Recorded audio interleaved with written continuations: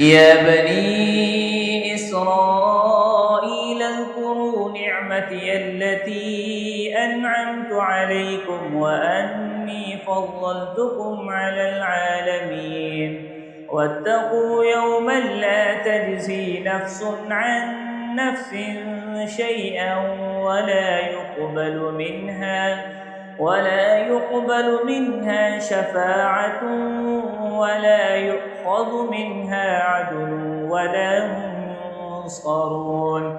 وإذ نجيناكم من آل فرعون يسومونكم سوء العذاب يذبحون أبناءكم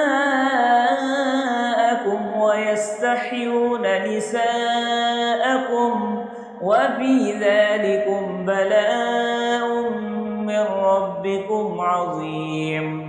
وإذ فرقنا بكم البحر فأنجيناكم وأغرقنا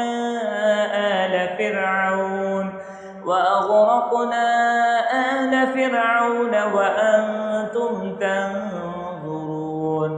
وإذ واعدنا موسى 40 ليلة ثم اتخذتم العجل من بعده وأنتم ظالمون. ثم عفونا عنكم من بعد ذلك لعلكم تشكرون. وإذ آتينا موسى الكتاب والفرقان لعلكم تهتدون. وإذ قال موسى لقومه يا قوم إنكم ظلمتم أنفسكم باتخاذكم العجل فتوبوا